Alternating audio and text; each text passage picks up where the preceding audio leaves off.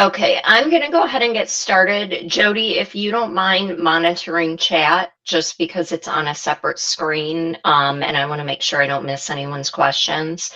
Before I do get started, I just want to let everyone know that I am going to be recording this presentation so that individuals that aren't able to attend can view it afterwards. So if you have any questions that are specific to like a personal condition or, a particular healthcare situation, you may want to hold those until after we're done recording, just so everybody that listens to this afterwards doesn't know about whatever that condition is. I will stop along the way and open it up for questions as well. We have quite a bit to cover today.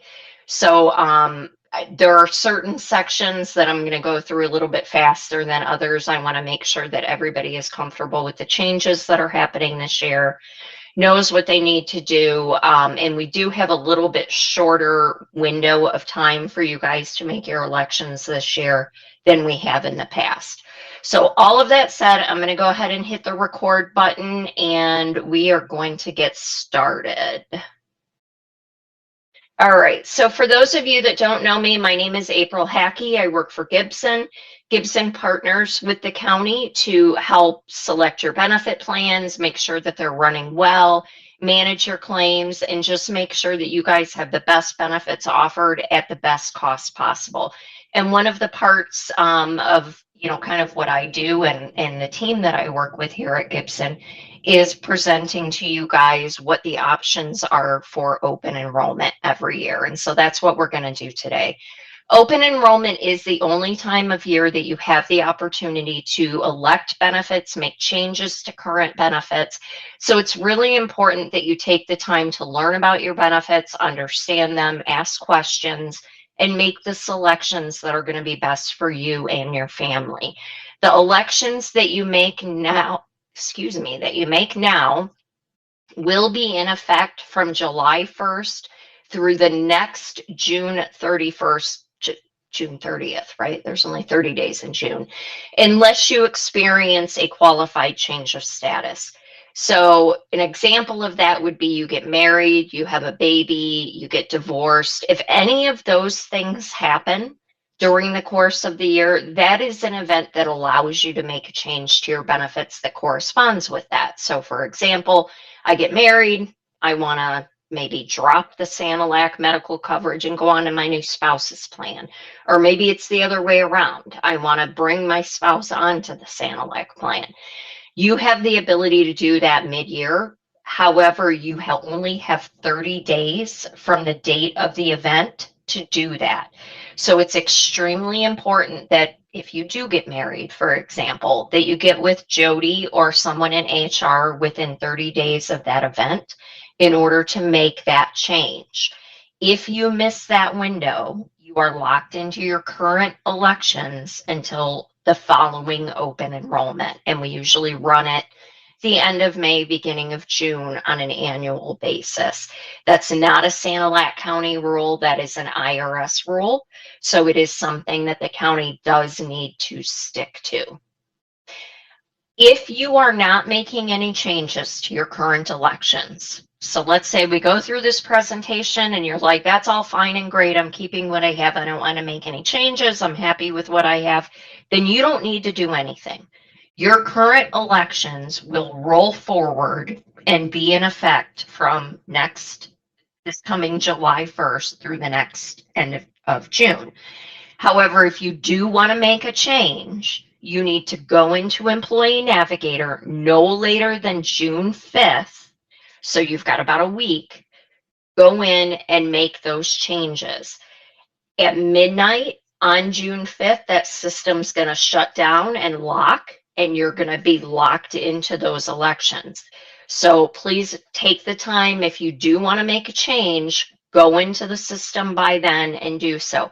Everyone should have received an email a short while ago today from Employee Navigator inviting you into the system, letting you know, hey, open enrollment is open, go in, make changes, make elections. If you did not get that email, or if you're trying to get in and you're having a problem, get with Jody and she can help you figure out what's going on and make sure that you can get into the system.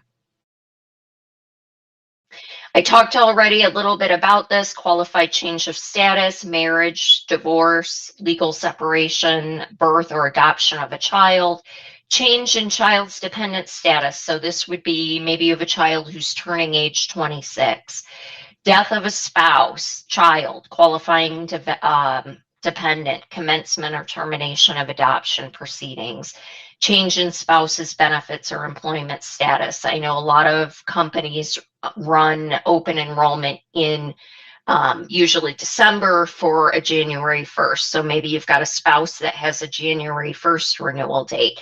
Any of those types of situations, again, are qualified change of status, but you only have 30 days to get with Jody or HR to let them know that you do need to make a change. So what's changing? We have quite a bit of changes that are taking place this year, all of which I think are pretty positive, and I think you guys are going to be happy with the changes. The first one is your medical TPA is changing. So currently, Meritain is the TPA or third-party administrator that is in charge of customer service for your medical plan. They answer questions if you have them. They're the website that you log into to view your claims, all of that kind of stuff. That is going to be changing from Meritain to Oxient. A very important note: the relationship with Mackenzie, the Cofinity network, your prescription plans, none of that is changing. That is all staying exactly the same. The piece that is changing is who is running the administration of the plan. So again, when you log into the site to see your claims, when you call customer service with a question, who's that going to be? That's going to be Oxient starting 7/1. We think that Oxient is going to be a better fit. We think you guys are going to see increased customer service. I think overall it's going to be a positive for you guys. However, we have a short window, and this is part of the reason why we're closing open enrollment on the 5th instead of giving you an additional week. We want to make sure that we have time to get everyone's elections, everybody's information, get it over to Oxient so that they can get everybody into the system and get ID cards generated. We want to make sure everybody's in the system and ready to go on 7/1. So that it's really important that if you are making a change, you guys get that done in the system no later than June 5th. And we'll talk a little bit more about that change in a few slides. Another change that's taking place are two programs that you currently have in place: HealthJoy and Edison Healthcare. We're discontinuing both of those programs just because we're not seeing a lot of engagement. So again, we don't have anybody that's utilizing those programs right now, so I don't think that that's anything that anybody's going to be impacted by, but just keep that in mind as you're looking at your benefits for the upcoming year. The Charity Care Program, which currently is offered through Samaritan Fund, is going to be moving to Healing Together. We'll talk a little bit about that again in a few slides. The program is almost identical. It is just administered by a different charity program, and it is a lower cost to the county to have that program. So it's going to end up being savings to all of you. We've got a new support option for individuals that are nearing Medicare eligibility, or for anybody that is going to be COBRA eligible. So if you're someone who is, I would say probably 64, or, you know, COBRA, or I'm sorry, Medicare eligibility is based on your age.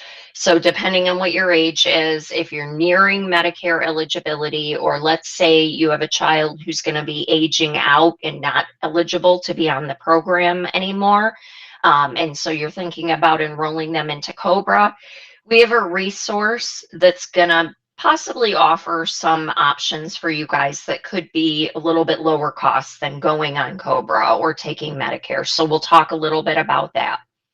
The HSA maximum elections have changed. Those go up every year. The IRS reviews them and it increases them slightly. So we'll talk about that. The administrator for HSA is changing. Currently, that's PayFlex. That's going to be going over to UMB. Again, another way we're looking at ways to save the county money while still offering you guys great service. We think UMB is going to be a nice fit.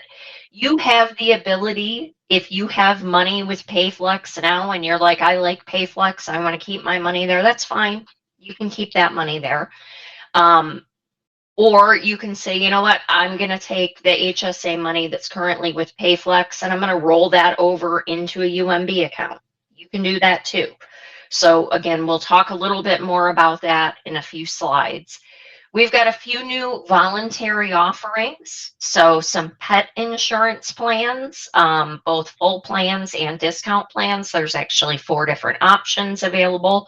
So we'll talk about those. Some slight changes to your contributions, so to the cost of what it is out of your paycheck to have the different coverages. And then one thing that is not changing now, but will be changing January 1st that I want to mention now so you guys can start thinking about it, is the dependent coverage. So right now, if you have a child who is age 26, they can stay on the plan through the end of the calendar year in which they turn age 26. So if I have a child who turns 26 in March, they could stay on the plan through December 31st. Come January 1st, 2027, that is going to change. And so it's going to be the end of the month that they turn 26.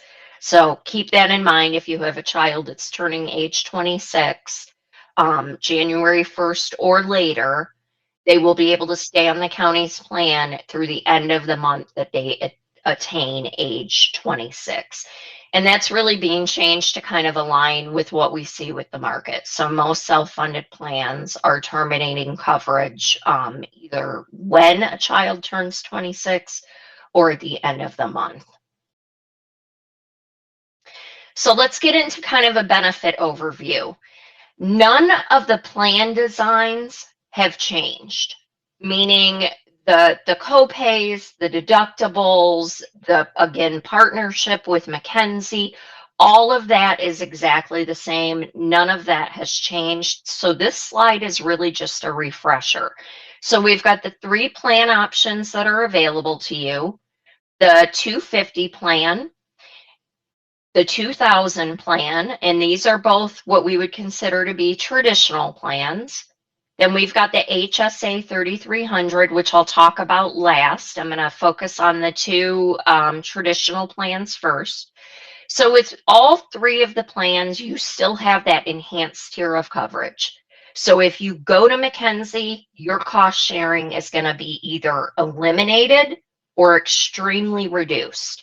So we're going to start by looking at this 250 plan. So under the 250 plan, if I'm going to a Mackenzie provider, I have no deductible, I have 20% coinsurance, meaning the plan pays 80%, I pay 20%. Coinsurance maximum means if you are paying something like a surgery where you're paying 20% of the cost, you're paying coinsurance up to a maximum. So that maximum is $500 if you're single, $1,000 if you're family. If you hit that maximum and you're going to a Mackenzie provider and you're having a service that has coinsurance, once you hit that coinsurance maximum, you don't have any more coinsurance that you're going to pay.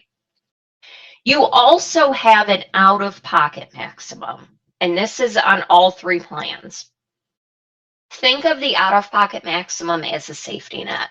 Most people will never meet this dollar amount, and that's the way that it's designed.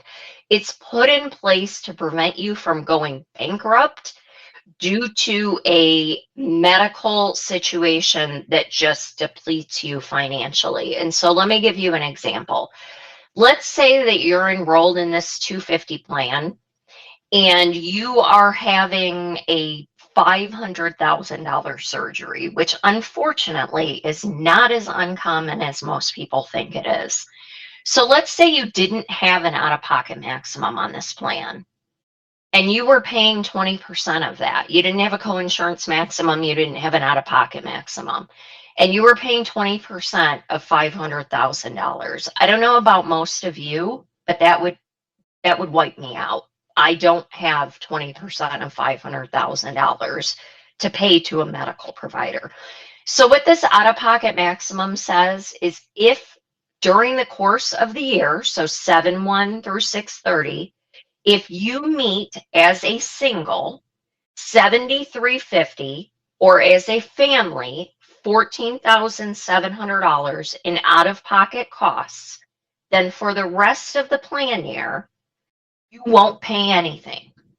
So this $7,350 as a single is made up of your deductible, coinsurance, and any copays that you pay.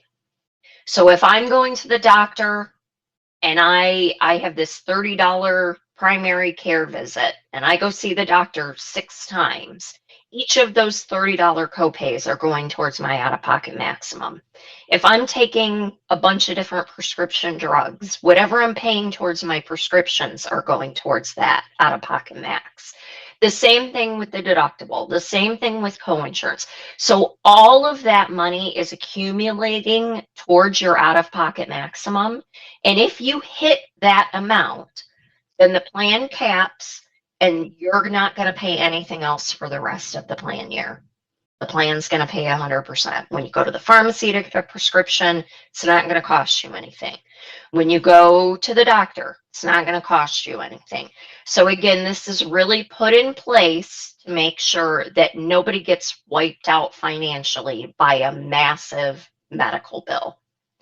Again, most people won't meet this, but it does happen sometimes. I personally met my out-of-pocket maximum, I think a year and a half ago, because I had a really bad year where I had, a PET scan, I had a couple MRIs, I had, my son had a couple of really large claims. I had a surgery and it all just mounted up. And then I had a bunch of really costly prescription drugs.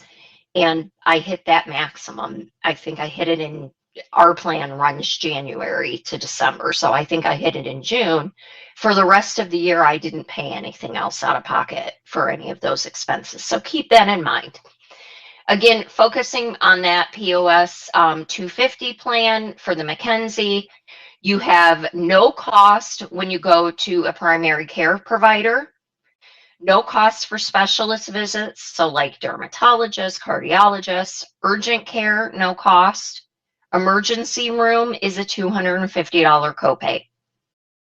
You also have in-network care. So if you say, you know what, I want to see my doctor, I've seen my doctor forever, but they're not a McKenzie provider, but they are in the Cofinity network. So that's in-network. So then you're going to fall into this category here. So you've got a $250 single or $500 family deductible. Again, coinsurance is still 20%. You've still got the same coinsurance and out-of-pocket maximums that come into play.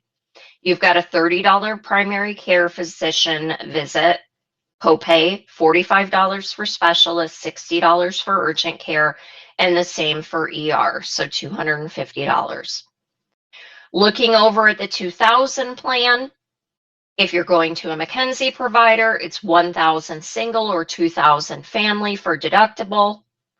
After deductible, 20% coinsurance, and those same out-of-pocket and coinsurance maximums are applying. Again, if you're going to a McKenzie provider, there's no cost for primary care, specialist care, urgent care. ER is a $250 copay. And those same copays if you are going to a Cofinity provider, so an in-network provider. $30 for primary care, $45 for specialists, $60 for urgent. If you are going to a Cofinity provider for something where deductible applies, and so deductible on these two traditional plans is going to apply for things like high cost imaging, inpatient surgeries, inpatient mental health care, stuff like that. Those are the types of things where your deductible is generally applying under your traditional plans. You've got a 2,000 single or 4,000 family deductible. Now we're going to switch gears and we're going to focus over on the HSA 3300 plan. Now this plan functions very differently than these traditional plans. So again, with a traditional plan, if I go to my doctor on July 3rd, I've just got my copay that I'm paying. If I go to the pharmacy, I've got a copay for my prescriptions. If I'm going to the ER, I've got a copay. With an HSA qualified plan, this is a plan that allows you to set aside money into a health savings account, which is essentially kind of like a 401k for healthcare expenses. It allows you to set aside money pre-tax into an account that you own that you can then use to pay for qualified medical, dental, and vision expenses tax-free. So because we've got some tax advantages, the IRS puts rules in place. And the one rule they have says, or the first rule they have, says that when you are participating with a health savings account, so you're putting money into a health savings account, you have to be enrolled in a qualified high deductible health plan. A high deductible health plan is a plan that requires you to pay 100% of the cost of care until you meet your deductible. So under this plan, if I go to the doctor, instead of having a set copay, I'm going to pay the actual cost of that visit. If I go to the pharmacy to pick up a prescription, instead of having a copay, I'm paying the actual cost of what it is for that medication. And I'm going to continue to do that until I've met my deductible. After I've met my deductible, then I have some other things that come into play. So let's look at, again, the enhanced tier. So if you're going to a McKenzie provider, you've got a $1,650 single or $3,300 family deductible. After you meet your deductible, the plan pays 100%. So there's no coinsurance. You've got a $6,650 or $13,300 out-of-pocket maximum. Again, that's that safety net. And then for primary care, specialist care, and urgent care, these are things that all have your deductible applying. So you would meet that $1,650 or $3,300 depending on the tier of coverage. And then once you've met that, if I'm going for my primary care doc, I don't have any costs if I'm going to a McKenzie provider. If I am going to in-network care, so I'm seeing a Cofinity provider, I'm not going to McKenzie, I'm going to a Cofinity provider. My deductible is $3,300 for single or $6,600 for family. Again, I've got 100% coinsurance that applies after I meet that deductible. And that same $6,650 or $13,300 applies for my out-of-pocket maximum. I've got deductible and coinsurance that it's just deductible because it's 100% coverage after deductible for primary care, specialist care, and urgent care. For emergency room care, it's deductible and coinsurance. Now, all three plans also have out-of-network care. So if you say, you know what, I don't want to go to a McKenzie provider, I don't want to go to a Cofinity provider either, I want to go to a doctor that doesn't take our insurance whatsoever, you can. But your deductibles, your in-network deductibles are double, and your coinsurance is double. So keep that in mind. When you're going to an out-of-network provider, you're going to pay more. Another thing that is important to note specific to the HSA plan, well, really specific to all three, but there's a special caveat when it comes to the HSA plan. So any provider that has agreed to participate with Cofinity, or in the case of McKenzie, they have agreed to accept a lower amount as payment in full. And what I mean by that is if I go to my doctor and my doctor normally charges $200 for an office visit, maybe they've got an agreement with Cofinity where they're accepting $120 as payment in full. And the reason that that's important is twofold. One, under the HSA plan, when you go to the doctor, you're going to, again, I mentioned you're going to pay for the actual cost of that care until you meet your deductible. So instead of paying the $200 that they normally would charge, it's going to be that $120.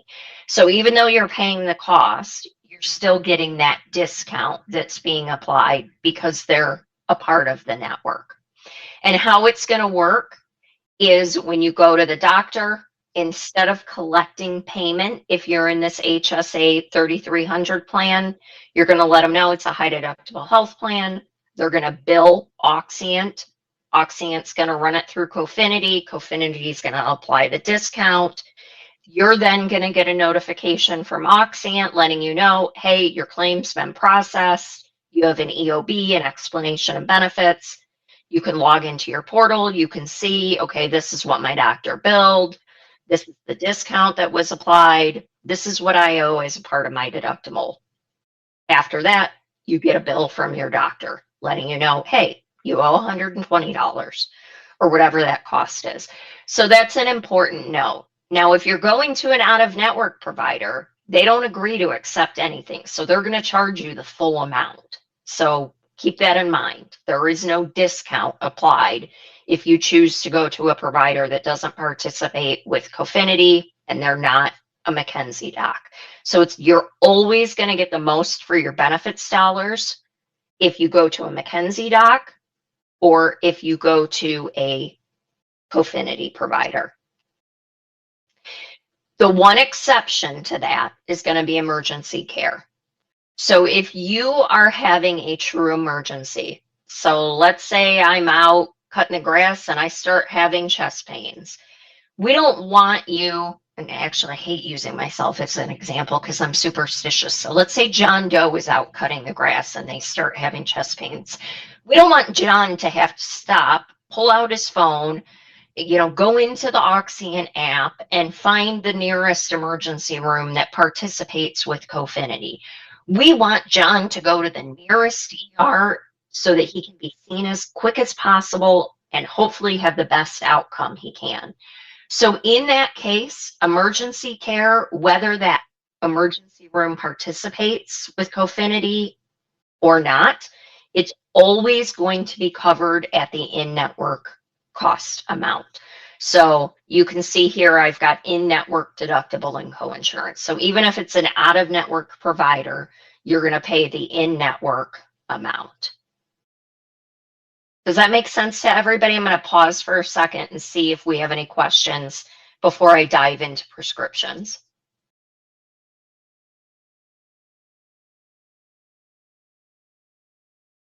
Okay, then we're going to keep moving along. So again, nothing is changing with your prescription plan. It's staying exactly the same. This is really just a refresher. All three of the plans have prescription coverage included with them. The 250 and the 2000, the traditional plans, the setup is exactly the same on both of these. Generic copay is $15, brand preferred is $30, non-preferred brand is $60. And then if you are taking a specialty medication or a drug that is over $350, you do need to go through Sharks. So Sharks is going to work to obtain that medication either through a patient advocacy program, in which case the drug would be free to the county and to you, or through international mail order, in which case the drug is still free to you, but it's going to be about 50% of the cost to the county. And the reason that that matters to you, whether the county is paying for the drug or not, is because the county is a self-funded medical plan, so they're paying the actual claims. And if we all work together to keep the claims lower, then that means they can help keep what you guys pay for the actual coverage lower as well. So that's an important note. The reason that we've got tier 4 and tier 5 listed here is because if you are let's say, prescribed a new medication. So let's say John Doe goes to the doctor and his doctor prescribes him a medication that is $4,000 a month. That medication is going to need to go through Sharks. However, Sharks can take a little bit of time to get set up. How Sharks works is first they need to onboard you. So they're going to get some general information from you, like your name, your social, your income. Income is needed because they're going to check to see if you qualify for one of those patient or manufacturer programs. And those are income based. So they're going to ask you for that information. So they're going to onboard you. After they onboard you, then they're going to go out and they're going to see, okay, does John qualify for a patient assistance or manufacturer assistance program? No, he doesn't. Okay, so then they're going to work to secure that medication internationally. When I say internationally, 99.9% of the time, it's coming in from Canada. The medication is exactly the same as what you would get in the United States. It has the same FDA oversight. It's coming directly from the manufacturer. However, there are cost controls in Canada. England is another place that we've seen, some medications come in from, and they have cost caps in place. So, I'll give an example. I was on an inhaler, $750 retail at the pharmacy per month here. I was able to get it, my employer gets it through Sharks for a 3-month supply. So 3 of those inhalers instead of just one cost my company $275 to get it from Canada versus $750 per month to get it here in the United States. So all of that to say, it can take a little bit of time. If it's coming in from Canada, sometimes it can take about 2 weeks. It's got to clear customs. Plus, they need to have time to get you onboarded. They're going to look to see if you qualify for any of these programs and then get that medication to you. Regardless of if it's coming from a manufacturer program or it's coming from international shipping, you will get a 3-month supply if it's going through Sharks, mailed directly to your home, and it is free to you. It doesn't matter if you're in the traditional 250 plan, the traditional 2000, or the HSA 3300. That medication is free to you. However, while they're working to get that set up, we don't want you to be without your medication. So in that case, you can go to the pharmacy and pick that medication up, and you're going to pay the regular cost sharing, which is shown here. So depending on what tier it falls into, if it's tier 4 or tier 5, under the 2 traditional plans, it would be a 20% copay up to either a $100 or $200 copay maximum. And then again, if you're on that HSA plan, I mentioned you pay 100% of the cost of the meds until you meet your deductible. So if on July 7th, John goes to the pharmacy and he's elected this HSA 3300 plan and he's picking up a medication that's $150, he's going to pay the $150. He's going to continue to pay those costs until he meets his deductible. Once he meets his deductible, then he's got some copays that kick in. $15 for generic, $50 for brand, $50 for non-preferred brand. And then again, it's $50 on the other 2 tiers as well. I already talked about the Sharks plan. I'm kind of skipping around here and going through slides without even being on them. But the 2 plans work hand in hand. And so one thing that I do want to note is if you get that medication, so again, going back to the example of John goes to the pharmacy, he picks up his medication, he pays for it at the pharmacy. The next day, there's going to be a file that goes over from TrueRx, which is the company that handles your prescriptions. It's going to go over from TrueRx to Sharks. And it's going to say, hey, John is taking a medication that qualifies for Sharks. Reach out to him. Sharks is going to start emailing and calling John. If there's a cell phone listed, they'll also text John. John has to respond to one of those methods of outreach. You can get up to 2 fills at the pharmacy while Sharks is working to get your medication filled. But if you just ignore Sharks and you're like, I just don't want to go through them, I'm just going to continue to get it at the pharmacy. After that second fill, you're not going to get that medication anymore. It's not going to be covered. So it's extremely important that you engage with Sharks. If you get a call from somebody named Sharks, it's not a scam. I think it's a 314 area code. So don't think it's, a telemarketer or anything like that. Make sure that you pick up. Please engage with them. They're going to ask you to fill out a HIPAA form. They'll send you a link. You'll go into their site, enter your basic information that I mentioned, your name, your social, your income. Again, that's a valid question. You have to answer that because patient assistance tries to, verify your income that way. They're also going to ask you for a couple other things. They're going to ask you for any other meds that you're taking. They're also going to ask you for your doctor's information. The reason they're asking you for the other meds that you're taking is they want to make sure there aren't any contradictions. So they want to make sure, if you're taking something currently, this new med that you were prescribed isn't going to have a crazy interaction. The reason that they're asking for your doctor's information is because they have to reach out to them and get a 3-month prescription. So again, I mentioned they send these in a 3-month supply. If it's coming in from Canada, we don't want to have to go through the customs process every single month. So we get you a 3-month supply of the medication. So one thing that I will say is if you have gotten that outreach from Sharks, you've gone in and completed the onboarding, and a few days have gone by, and you haven't gotten any outreach from Sharks letting you know what the status is of your prescription, I would call them. And the reason that I say that is, again, I'm going to go back to my own example of me, and this is a real life example. So when Sharks reached out to my doctor didn't recognize who Sharks was, and they threw the request in the garbage and never responded to them. So I talked to the nurse at my doctor's office. I let them know, hey, this is legitimate. Can you please send the prescription over to them?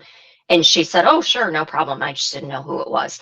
Not every single doctor has worked with Sharks. Some of them may not know who they are. So if you don't see any kind of an update from Sharks, I would say within 4 days, then reach out and find out what's going on, because chances are they've probably ignored the outreach from Sharks, and you can kind of nudge them along. Looks like we have a question. I'm trying to check my First Health to see if my current providers are still going to be covered, but the website's not allowing me to choose Cofinity in the network options. Doesn't even populate to allow. There could be a network. There could be something going on with their site. I would try again later.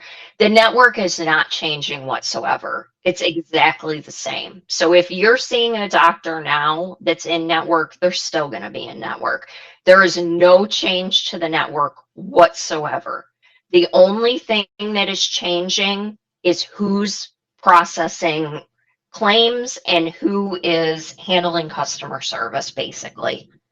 That is the only thing that's changing. The network of doctors is still going to be exactly the same. There is no change whatsoever on that. It's the exact same network. Any other questions on prescriptions or medical? You're welcome, Megan. Okay, so you've still got Teladoc, no changes to that. I'm not going to take a lot of time to talk about this, but you can talk to a doctor anytime. It's available for treatment for non-emergency conditions. And really, it's a way to help save yourself and the plan money, and also really add a lot of convenience. I use Teladoc quite a bit. I get ear infections, and rather than having to take time off work, go sit in a waiting room with a bunch of other sick people that are, you've got a lot of other germs flying around, I can use Teladoc and they're able to call in a prescription to the pharmacy for me, and I can do it from the convenience of my home at 9 o'clock at night if I want to. So it's a really nice benefit that you guys have included with your plans. So if you have not downloaded the Teledoc app, I would highly encourage you to do so. Charity care is available for individuals that have serious conditions. So these are going to be things like, I'm going to use an example from another client that I have. So I have a client who, one of their employees has a child who's a hemophiliac. This child has about $1 million in claims per year. It is extremely stressful on that family. Every year they have to hit their deductible. They've got to pay co-pays. They go right up to their out-of-pocket maximum. They're dealing with having to take this poor child to a whole bunch of doctor's appointments. It's stressful, and they also have to deal with the financial aspects of it. Not to mention the fact that there's $1 million of claims that are going through on the health plan. So what Healing Together Charity Fund does is it is a charitable organization that is funded primarily by philanthropists, so people that generally have a lot of money that have a soft spot for a particular condition. So maybe there's a millionaire whose mom had cancer, and so they're going to donate $15 million to pay for health plans for people with cancer. So how the Healing Together Charity Fund works is if you're someone that has a serious diagnosis, cancer, renal disease, hemophilia, muscular dystrophy, things of that nature, of a serious, you're going to be having a transplant, or you've got a serious autoimmune condition, something along those lines. I would kind of use the rule of thumb as you have more than, in general, $30,000 of claims a year is usually kind of a good estimate, then you could potentially qualify for this plan. You're going to reach out to them. They're going to have you fill out a HIPAA form, and then they're going to ask you some questions. So they're going to ask about your condition. They're going to ask what doctors you see. They're going to ask what prescriptions you take. The reason for that is if you qualify for this plan, they're then going to look and get you an individual plan that has all of the doctors that you're currently seeing. So if you're someone who's going through chemo, for example, and we say, we're going to give you a free plan, but you have to switch your chemo doctor and your oncologist, you're probably going to say, no, thank you. I don't want that plan because that's a serious condition. You've got to bond with that provider. You don't want to have to change. So they're going to look to make sure that, yep, all of the doctors that you're seeing are in network.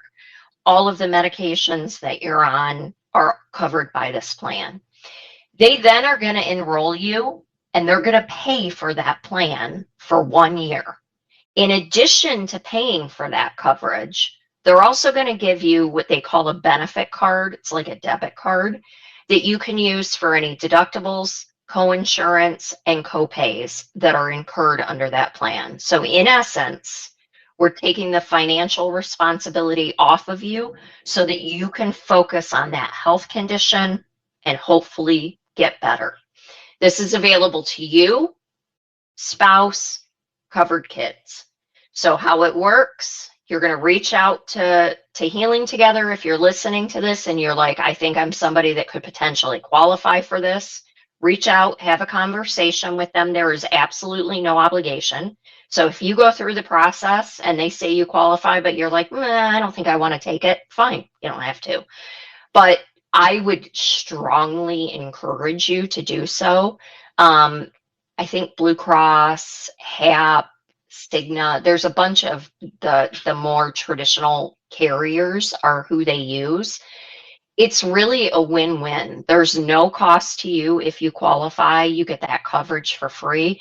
You basically would make sure you qualify, let them know you're going to enroll. You'll have an advocate assigned that'll work with you to enroll you.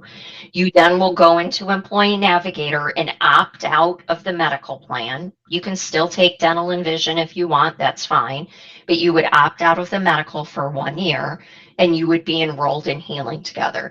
Then when it comes close to open enrollment next year, they're going to reach out and say, still have this situation going on. We're going to allow you to re-enroll again for next year. Or maybe it's great. You've gone into remission. You don't have cancer anymore. You don't qualify. I'm sorry. You're going to go back into the Sanilac County plan. So this really is a great way, again, to help take some of the financial burden off of somebody that's dealing with a very serious condition. It also is a great way to impact every single person in the company that is a part of the health plan, because if we have someone like in the situation that I gave the example of with the child that's a hemophiliac, if we're able to move that child onto an individual plan, that $1 million of claims is now no longer on the Sanilac County plan. So that's $1 million that's just been saved. So it helps reduce the overall costs for everybody that enrolls in the plan. So it's a win-win for the county. It's a win-win for all of you, and it's definitely a win for anybody that has a serious condition. The information to contact Healing Together is in your benefit guide, or you can reach out to Jody. If you have specific questions, you're like, I don't think I want to talk to Healing Together. Maybe you're not comfortable talking to Jody either. You don't want HR to know. I'm happy to have a conversation with you and keep it 100% confidential. So just know that you do have resources, but we do need to get that done by the 5th if we're going to go that route. Health savings accounts, again, I mentioned this is like a 401k for healthcare. It's a personal tax exempt savings account that you own, and you can use it to pay for out-of-pocket healthcare expenses, which would be medical, dental, vision. These are going to be your deductibles, co-insurance, co-pays, prescriptions. Maybe I'm going in to get dental work, and so it's the deductible, or it's the additional amount that I'm paying to my dental provider. Maybe I get glasses and contacts, but only one is covered under the vision plan. I can use my HSA to pay for the other that's not covered. So this money is deposited tax-free. It grows tax-free, meaning any interest that grows on that account is not taxed, and it is spent tax-free when you use it on qualified healthcare expenses. The money is available via debit cards. So when you enroll, if you enroll in the UMB account, for example, you're going to get a debit card that's mailed to you when you go to the pharmacy or the doctor. You just present that. You use it to pay for that covered service. You own the account. It goes with you. So what do I mean by that? If you retire, or maybe you leave, or you get married and you're going to go on your spouse's plan, and you've got money in your HSA, that money is still yours. It still goes with you. So you can continue to spend it. You just wouldn't be able to put more money into it. It's up to you. It rolls forward from year to year. You can spend it as you go, or you can let that money just grow year over year and use it, for retirement. The account can be used for you, your spouse, and any tax dependents. That last piece is very important. You can cover your dependents on your plans, your medical, dental, vision, up to 26. I mentioned that in the beginning. It doesn't matter if they're married. It doesn't matter if they live with you. It doesn't matter if they're a full-time student. You have the ability to cover them to 26 if you want to. However, with a health savings account, they have to be a tax dependent. So you've got to be claiming them on your taxes. For the most part, that's a child up to and through age 18. Now, my daughter, she's 22. She is a full-time college student. I still claim her on my taxes. So I can use my HSA dollars to pay for her expenses as well. But once she graduates, and she's not I'm not claiming her on my taxes anymore, she goes out into the working world, then I'm not going to be able to use my HSA dollars for her. Again, Sanilac is partnered with UMB for HSA administration. If you choose paperless, there's no cost to you to have that account. But if you say, you know what, I've got to my bank offers HSAs and I want to go there to have my HSA, fine, you can do that. Just let Jody know, let HR know so that they know where to send your money. Because when you enroll in the HSA 3300 plan, you do get money from the county. And I'll talk about what that dollar amount is in just a minute. But if they don't know where to send that money, then you obviously can't get it. So there are some rules that come into play because anytime there's tax savings, tax advantages, the IRS has got to have their hands in it. So one, you have to be enrolled in an IRS qualified high deductible health plan. And the HSA 3300 plan does qualify. You can't also be enrolled in first dollar coverage. So that is any other plan that is not a qualified high deductible health plan. If I've got the HSA 3300 plan that I'm taking as a Sanilac County employee, but my spouse is also covering me under their traditional medical plan, which is not a high deductible health plan, I do not qualify to contribute or get the Sanilac County contribution into an HSA. So keep that in mind. Other things that are considered first dollar coverage are flexible spending accounts and Medicare. So if you have Medicare, you're eligible and enrolled in Medicare, that is going to make you ineligible to contribute to a health savings account. You can't be claimed in another person's tax return. So anybody that's listening on this call and they're still being claimed on their parents' plan, they are not eligible to contribute.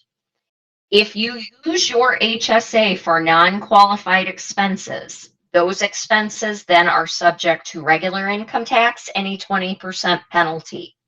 So if I go to, wherever it is, and let's say I open my account with UMB, I put my money in that account, and midway through the year, I reach out to UMB and I have them send me a check out of that account, and I spend that money on something that is not a qualified healthcare expense, then it is going to be subject to income tax and a 20% penalty when I file my taxes. So in order to get the most for your money, you want to use it on those qualified expenses. Again, deductibles, coinsurance, copays, prescriptions, dental expenses, vision expenses. All of those types of things are going to be qualified expenses, over-the-counter medications, all of those types of things. There's a full listing that's available on the IRS website. As soon as UMB is up and running, there'll be a full list that's available on their website as well. If you enroll in the HSA 3300 plan, then the county will contribute money into the HSA for you. If you enroll in single coverage, the annual amount is $760. If you're enrolling in family, which is anything more than single, it's $1,520. That is the annual amount. And if you are someone who's a new hire, so maybe you're not enrolling July 1st, maybe you're not, you're effective for coverage October 1st, whatever the situation is, that amount is going to be prorated based on your hire date. You can contribute an additional amount up to the maximum. For 2026, the IRS maximums for single is $4,400. Family, again, that's anything more than single, is $8,750. That amount includes what the county is giving you and what you're putting in. So if I'm single, the $760 that the county is giving me plus what I'm putting in can't go over $4,400. If you are 55 or older, you do have the ability to put in up to an additional $1,000 annually if you choose to do so.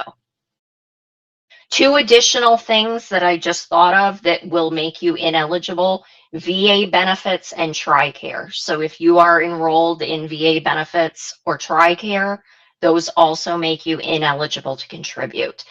That does not mean, let's say I've currently got an HSA, but this year I want to enroll in one of the traditional plans. You can, and you can still spend the money that's in your HSA. You just can't put more into it. So eligibility is based on contributions, not on spending it. You can still spend the money on eligible contribution or eligible expenses. You just can't put more money in. I mentioned, we're kind of running over, so I'm going to go a little bit fast through the next slides. I mentioned some support for individuals that are Medicare eligible, or somebody who is going to be aging out or needs to go on COBRA. So if you are approaching Medicare eligibility age, or maybe you've got a child who's going to be aging out, they're turning 26, and you're kind of like, what do I do for coverage for them? Maybe they don't have a job yet. We've got a resource called UR1.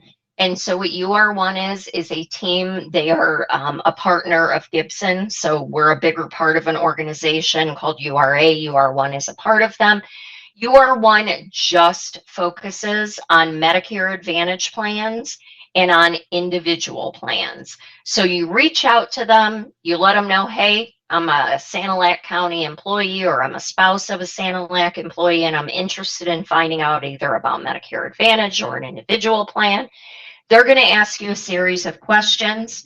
They're going to ask you, what doctors do you see? What meds do you take? What kind of medical conditions do you have? They'll have you fill out a HIPAA form to give you that information. And then they're going to go through and they're going to look and say, okay, based on what you've got, we see that this is probably the plan that's going to be best for you. And it would be X dollar amount per month to elect that coverage. And if you say, great, I want that coverage, they're going to help you get enrolled. And then that's a qualifying event. Medicare eligibility is a qualifying event, or your child coming off of the plan. So you would be off of the Sanilac plan and you would go into that plan. There is no cost to you and there is no obligation. A lot of times, especially when it comes to COBRA, it is a lot cheaper to get an individual plan. So I would encourage you to take the half hour, have a conversation with one of the advocates. They are not commission paid. So there's no strong arm incentive for them to sell you something. They're salaried, they're there to help. So have the conversation. Again, if you go through and you're like, I don't want to go that route, fine. No harm, no foul.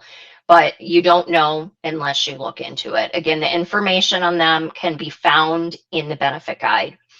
There are no changes to dental or vision. I'm going to skip over those. If you guys have questions, I'll stay on at the end, but I want to be cognizant of everyone's calendars. I know we only scheduled an hour for this, and we do have a couple new plans, so I want to make sure I touch on those. No change to life, no change to voluntary life, no change to the core voluntary benefits. So your voluntary short-term critical illness and accident, those are all exactly the same. But we do have a few new voluntary benefits that are being offered this year. So we've got some pet benefits. There's been some feedback, that this is something anybody that has animals, particularly dogs, although I guess cats too, and has had to take them to the vet now as the costs are going up, and it's actually insane what they charge you for visits. So this is something, if you want it, great. If you don't, fine too.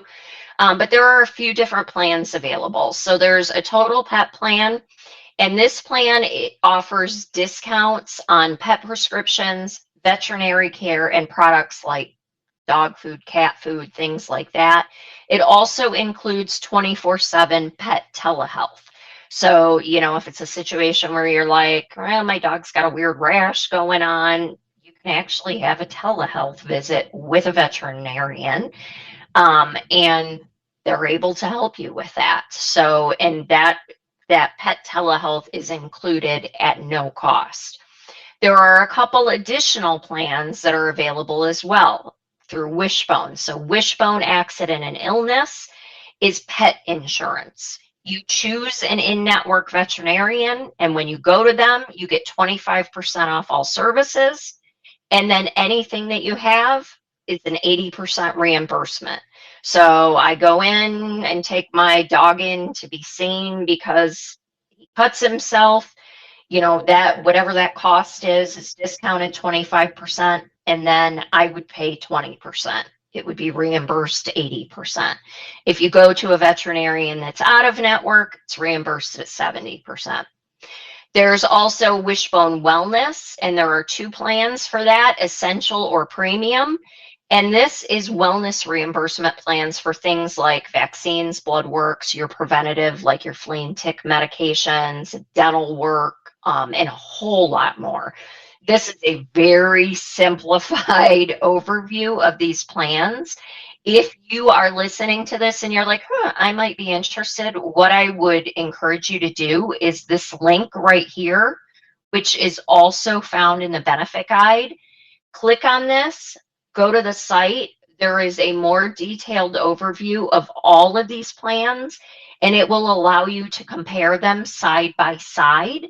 There's actually a little questionnaire that'll ask you about your pets, and then it'll make a recommendation for, which of the plans they think would be best for you. It gives you all the pricing, all of that. If you choose the total pet plan, you elect that benefit in Employee Navigator, and it would be payroll deducted. So that would come out of your paycheck. If you choose either of the Wishbone options, the accident and illness, or either of the wellness, you actually elect that. So when you're on this link going through to find out about it, there's actually a spot that you would click and you would enroll. And then you set up a debit card and actually pay directly on their site. It is a discounted rate because you guys are a part of Sanilac County. So if you were to go and get any of these plans directly on your own, the cost is significantly more. So it's a nice discount. Again, these are available through June 5th as well. So if you're interested in them, I would say go out, hop on the site. Jody will make sure this presentation gets sent out after the meeting if it didn't already. And that way you can click on the link and you can, go out and research those. No change to the EAP. Lots of resources. We've covered a lot during this meeting. Employee Navigator is always going to be your go-to. It's got what you're enrolled in. So if you're like, I don't remember what plan I'm in, or I can't remember if I've got, this child enrolled, you can go in at any time during the year, not just during open enrollment. You can go in and you can access your benefit information. We've also got full benefit summaries. So what I've covered today is an extremely high level overview. The benefit guide has a little bit more information, but there are full benefit summaries, the SPD, everything is out in Employee Navigator in your Documents Center. So know that you've got that. If you're like, I want to know how chiropractic is covered under each of the plans, get into Employee Navigator, access the benefit summaries, and you're going to be able to see all of those line items and how they're each covered. There's also provider links that are out there, so you can get to all the different providers, meaning like, Delta Dental, BSP, all of that. Your benefit guide is meant to be kind of like a one-stop overview. It's got summaries, high-level summaries of every coverage that's offered, contact information for all of your carriers. So there are phone numbers, there are links where if you open it on your cell phone or your desktop computer, you can actually click on it, go right to the site, compliance information. And then of course, Jody and the HR team are available to answer any questions that you guys have. Some extremely important notes. Auxient is going to be sending out new ID cards. So again, the reason we're running such a short enrollment window is we want to make sure everybody's in the system. We get the file over to Auxient and you guys are loaded. After that load takes place, then they're going to generate ID cards, which takes a little bit of time. They have to, manually create them and then mail them. If we were to have these sent to you guys' home, the mail system is kind of a crapshoot. So we don't know how long it's going to take to get to your house. So instead, initially, we're going to have all of the ID cards mailed to the county. Jody's going to let everybody know once those ID cards are in, and we'll then get them to you. As soon as you get that new ID card, destroy your old one. Your card that you have now will not work starting 7/1. So if you ignore what I just said, you don't go see Jody, you don't pick up your new ID card, and you go to the doctor on July 1st and you show your old ID card, your claim's going to be denied, or they're going to tell you you don't have coverage, or at the pharmacy, they're going to tell you you don't have coverage. So you have to get that new ID card. Make sure you give it to your doctor so that they can update your information and they have the correct information on hand. What I would strongly encourage, though, we are going to be pushing up really close, even with those ID cards being overnighted and sent to Jody, because we have the ability to have them FedExed versus direct regular postal mail. It's still going to be really close to 7/1 when those ID cards come in. You're going to have the ability, though, as soon as you're in the system, while those ID cards are still being generated, as soon as you're loaded in the system, you'll actually be able to go into the Auxient website, download the app, and once you download the app, you'll have access to your ID card that you can keep on your phone. So that's a great way to have that, available while you're waiting for your physical ID card. Don't everybody run to the Auxient website when you get off of this call and try to do that, because nobody's in there yet. So wait until Jody lets you know. She'll send out an email. Everybody will be made aware that, hey, great, Auxient's ready to go. You're in the system. Here's what your group number is. Go out, download the app. Definitely do that as soon as you are in and ready to go. For anyone that has dependents, on an annual basis, you are going to get a letter from Auxient that is going to ask you if those dependents, whether it is a spouse or children, have other coverage. If you ignore that letter, they're going to pend all of your claims, meaning your claims won't be paid. So you need to respond to that letter. You can do it in their website, or you can actually physically, fill out the letter and mail it back to them if you want. It's like 3 or 4 questions, I think. It doesn't take a lot of time. They just need to make sure, if a dependent has your coverage and your spouse's coverage, they need to make sure that the claims are being paid correctly. So you need to make sure, it's called a COB letter. You need to make sure that you complete that. If you get it, complete it right away and get it turned back in. You can even call Auxient and say, hey, I got this letter. I want to let you know I have other coverage. Here's the group number. Here's who it's through, or I don't have other coverage. It's as simple as that. If you have a procedure scheduled in the first couple weeks of July, or if you are undergoing a serious course of care like chemo, radiation, dialysis, please get with Jody.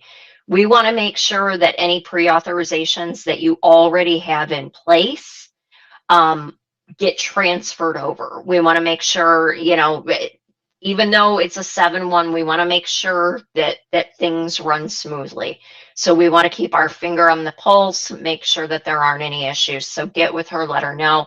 Remember, again, to let your doctor know that your insurance has changed, to let your pharmacy know that your insurance has changed, and give them that new information as soon as you have it.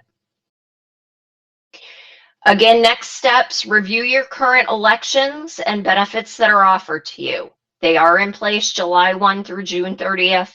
So the only way, and this should not say June 30th, 26, it should say 27, unless you have a qualified change of status. So, make sure you choose wisely. Ask questions. If you're unsure about something, we want to make sure that you guys understand your plans. You have some really great plans here, some really rich benefits.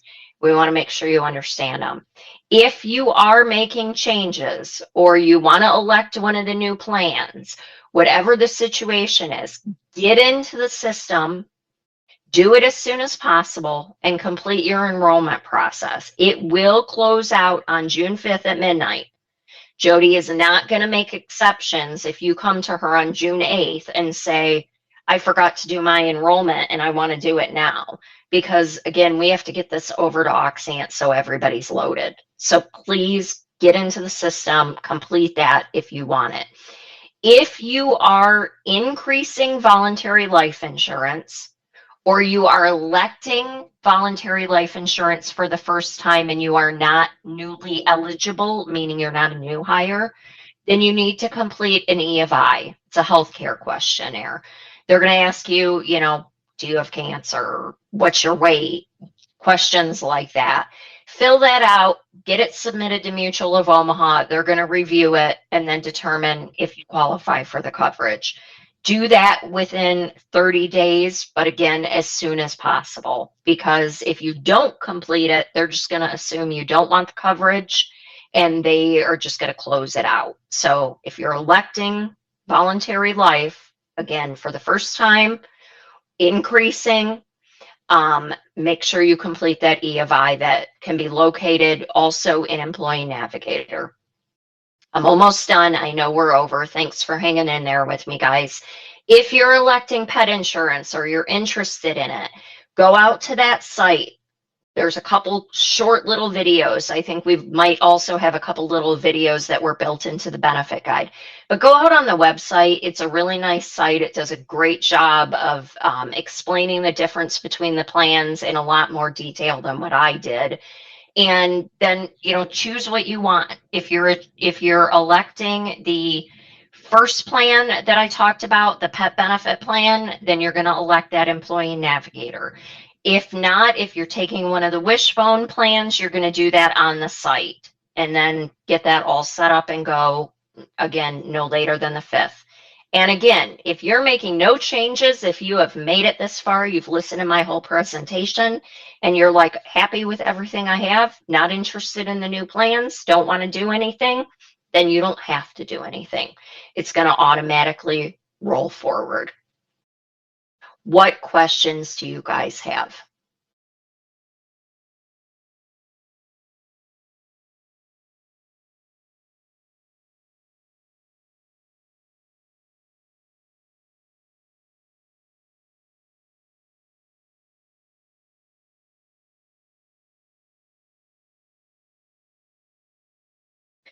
I don't see that we got any questions in the chat either. So, Jody, I don't know if you're able to, if we can hear you or not yet. Do you have anything that you wanted to add or any comments?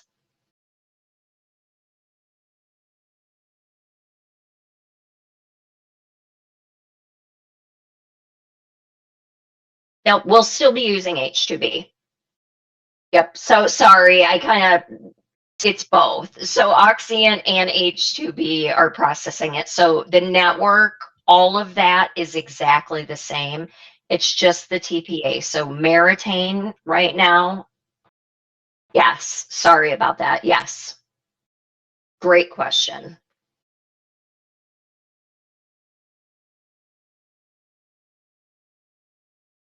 Okay. It looks like Michelle might have a question, but maybe something that isn't relevant for everybody. So Michelle, if you want to hang on after everybody else drops, I'm happy to answer that question, or I can stop recording and answer it with everybody on, whatever you're comfortable with. She's going to hang on. Okay. Anyone else?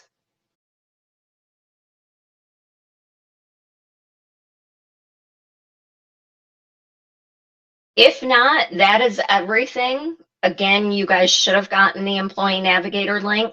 If you haven't, get with Jody or somebody in HR and they can help you get all set up and make sure that you're able to get in.